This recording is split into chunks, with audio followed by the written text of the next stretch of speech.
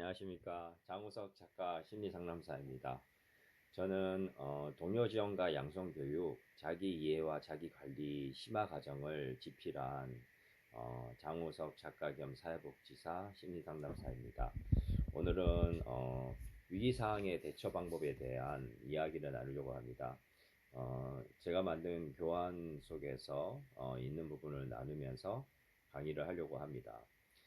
먼저 정신증에 대한 부분은 여러 가지 재발 경고 체크를 하게 되는데, 모든 병이 발병하기 전에는 어떤 전조 증상이 있습니다. 그래서 병이 발병하기 전에는 감기를 예를 들면, 감기가 나타나기 전에 몸살 감기가 오기 전에 뭐 몸이 춥거나 열이 나거나 콧물 재채기가 나오려고 한다거나 몸의 컨디션이 좋지 않아서 통증을 유발하거나 여러 가지 그런 것들이 오듯이 정신질환도 병이 발병하기 전에 이렇게 신호를 보내기도 합니다. 수면의 변화, 잠이 너무 안 오거나 너무 많이 오거나, 그리고 식사를 너무 작게 하거나 많이 하거나, 욕구의 변화, 어떤 가장 기본적인 식욕, 성욕, 수면력의 변화가 일어나고요. 기분의 변화들이 생기게 됩니다. 기분이 들쑥날쑥하거나 아침에 우울하거나 저녁에 조금 좋아지거나 수시로 변하게 되고, 그리고 생각들이 복잡하게 됩니다. 한 생각에 몰두하게 되고 그 생각에 꼬리를 물면서 생각이 빙빙 도는 그런 생각들이 계속 생기고, 그 생각에 골몰하다가 부정적인 생각에 빠져서 잠이 오지 않고 그 스트레스를 받아서 계속 그 감정을 고씹으면서 과거의 후회, 원망, 분노에 빠지거나 아니면 미래에 대한 불안이나 초조와 두려움과 공포에 빠지기도 합니다. 그리고 생각이 이렇게 이상하다 보니까 강박 같은 게 생기고 편집이 생겨서 이상한 행동을 반복하기도 하고 계속 의심하거나 불안해하는 생각들이 생깁니다. 그리고 무기력하고 우울하고 표현이 이렇게 잘 떠오르지 않고 무기력한 상태로서 집에만 있으려고 하는 활동성이 없는 상태가 되기도 합니다. 이렇게 저신증, 조현병, 조울증의 증상들이 이렇게 나오게 되는데, 지금 앞에서 말씀하신 것은 공통적으로 나타나는 재발경고 체크입니다. 조울증을 조금 더 예를 들면, 조울증은 5단계로 발전이 되는데, 환절기 때 많이 발병을 하고 일조량하고도 관련이 되고, 그리고 수면의 변화, 수면이 줄어들면 이제 수면이 줄어들거나 수면이 너무 많아지는 경우인데, 그리고 수면의 불면의 부분이 오고, 그다음에 예민, 짜증, 분노, 폭발, 5단계로 조울증이 발병하는데, 기분의 변동을 통해서 기분 중독이 바로 조울증이고, 생각의 중독, 생각을 계속 지나치게 많이 해서 뇌를 고갈시키는 것은 조현병의 기저라고 볼 수가 있습니다. 그래서 특징이 여러 가지가 있지만 조현, 조울이 같이 맞물려서 조현 전동장애도 있고 여러 가지 분류로 나눌 수가 있습니다. 그래서 정신증은 어떻게 발병하는가?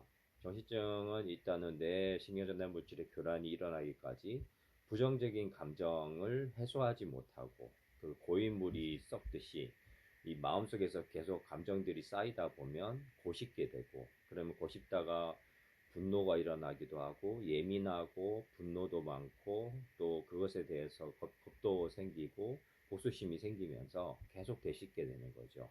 그러다가 이제 오해 착각이 오면서 그 생각에 꽂혀가지고 생각하다 보니까 작은 것이 크게 생각되어지는 과잉 일반화를 하려고 하고 흑백 논리로 해석을 하려고 합니다. 그래서 오해와 착각이 오고 왜곡된 사고가 생기면서 점점 현시감이 약하게 되게 됩니다. 그래서 현시감이 약하게 진행이 되면서 그 다음에 이 청각 기능의 신경전달 물질의 교란이 일어나면 그러면 복합성 뇌 기능 장애로 인해서 전반적으로 심리적인 불안함과 그리고 뇌 불균형과 그리고 스트레스로 인한 세 가지 어떤 복합적인 이유로 부정적인 감정들이 계속 나타나면서 환각망상으로 들어가게 됩니다.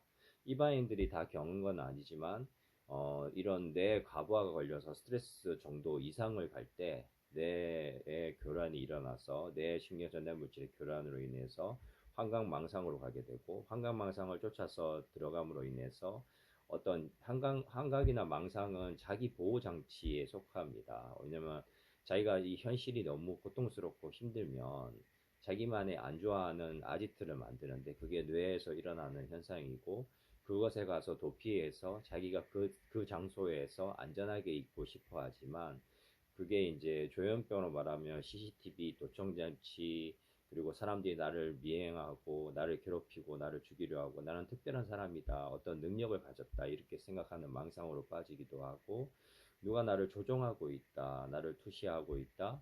나를 괴롭히고 있다라는 생각에 빠져서 자신의 과대망상적이고 피해망상적인 여러 가지 생각이 떠오르고 또 종교적으로 자기는 어떤 특별한 존재가 된 것 같은 그런 착각을 일으키다가 나중에 믿어지는 그런 망상체계로 들어가게 됩니다. 그래서 여러 가지 복합적인 이유로 인해서 현실의 괴로움을 벗어나기 위해서 뇌에서 또 새로운 세계를 만들게 되는데 무의식과 연결이 돼서 정신증에 들어가게 됩니다. 그러면 이제 현실 판단력이 흐려지고 자기의 존재의 어떤 정체성에 혼란을 가지게 됩니다. 심리학적으로도 따진다면 청소년 발달 과제의 두 가지 과제인 개인의 의와 상상 속의 청중이라는 것이 있습니다. 상상 속의 청중이라는 것은 남들이 나를 어떻게 생각할까? 이것에 골몰이 하다가 남에 대한 자의식을 지나치게 되면서 남들에 의한 평가를 두려워하다가 그게 점점 더 신경이 쓰이고 고통스러워 하다가 그런 부분이 있고요. 그 다음에 개인의 우화는 나는 좀 특별한 존재인가, 특이한가, 뭐 이렇게 빠져서 그것이 또 이제 여러 가지 발달적으로 넘어가지 못할 때 두 가지로 인해서 정신증으로 퇴행하는 그런 부분을 심리학적으로도 해석할 수 있습니다. 그래서 이제 현실 판단력 장애로 인해서 자아 경계가 손실이 됩니다. 그래서 나는 나로서 존재를 해야 되는데 내가 아니라 다른 존재가 된 것 같은 생각에 빠지게 되고 그러다가 현실감을 점점 잃어가다가 재발을 하게 됩니다. 재발을 계속해서 내가 뭐 어떤 특별한 사람이 됐거나 아니면 누가 내가 나를 괴롭히고 죽이려고 하는 사람들이 생기거나 이런 생각으로 인해서 소리가 들리고 또 그 소리를 무시하기 힘든 상황이 됐을 때 점점 자신을 잃어가게 되고 비현실의 세계에서 고통하다가 뇌에 충격을 받게 됩니다. 그러면 뇌세포가 파괴되고 재발을 하게 돼서 조현병이나 조울증으로 발병하게 됩니다. 그래서 이제 현실감을 잃고 자아경계가 손실됐을 때 복합적 뇌 기능 장애로 인해서 그것이 여러 가지 질병을 유발할 수가 있습니다. 그것에 대한 관리 방법으로는 스트레스를 해소하고 대화로 소통하고 그리고 상담을 받거나 운동을 통해서 취미 활동을 하고 이렇게 하는 부분들이 필요한데요. 먼저 스트레스 해소법이라는 건 자가활동약입니다. 자기에게 맞는 그런 스트레스 해소법.